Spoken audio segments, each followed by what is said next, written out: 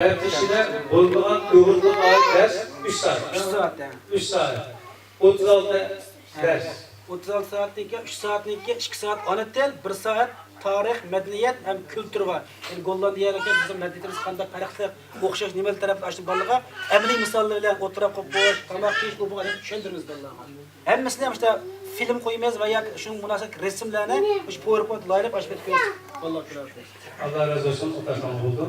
Aziz kardeşler, 36 hep işiyle günlük 3 saatini insanlısak bu baddan okuş, işe okuş neyse vakti bir yıl bağmaydı. Yani Xitay'ınki bugünkü mecburi marifetki bir yıllık müddetke bağmaydı.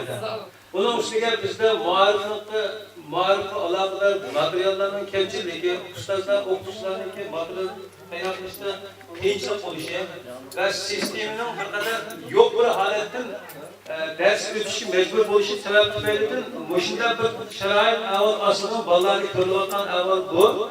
Görevlerimiz var. Biz bu Avrupa Şarkısı Mahallesi'ndeki bazı kardeşler esasen holding kilişleri bedelden veriyordu. Bunun layıkla ballarının ve özgürlük bulavatlarını körevemiz.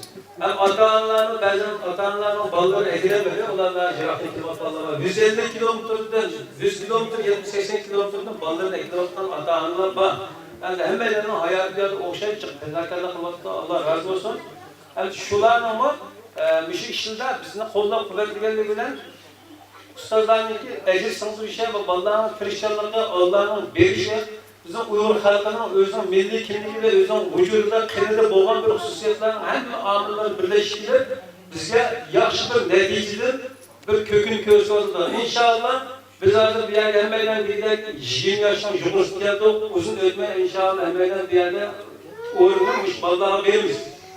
Biz Kod neşatyan deklarımız kesilgen bir notumuz, biz katımız. Toprak aslı köketi olan notlarımız, bir milletten. Bizim köketimiz olalı bu.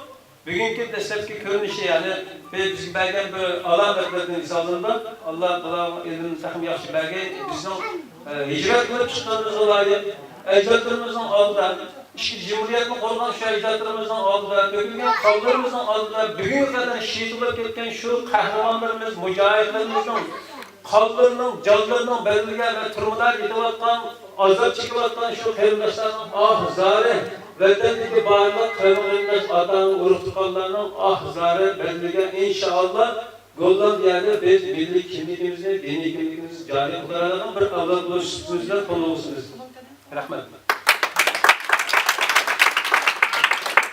Aziz kardeşler, hakikaten üç kaçmakamız, her sene şundakımı Goldan'da kişi olan bir gün bir gün kişilik kilip idare ettiğimiz, biz nispeten Cirak'tan gelgen, böyle tatlar gelgen, kıtatlar gelgen bir ustazımız dercilik, akımız kuruldu, akımız özü hakikaten bir yerde kayga vaxtında bu atrofdan kelgan vaqtda albatta o'shanki vatandoshlarni ko'chib o'tishni shu qadar orzu qilgan. Buni biz ba'zan sabab bo'lishadi. Lekin Allohning rahmati bilan bugun nisbi vaqtda birlashgan bo'ldik va endi yaxshi narsani bizga tushundi. Endi yana bir qadamda berargacha qanchalik vaqtimizni bilmaymiz. Buning uchun vaqtni chim tutib akimizning ikkinchi litseyasiga qulab bergan bo'lsak, biz bugun ishlarda kamera yig'ilib, to'lqimizga erilib bosqanmi? Bir gün meydemizde boşluk, yazık kılalarımız var. Bu sefer bir bizim tarafından olsa da yapılan olsa.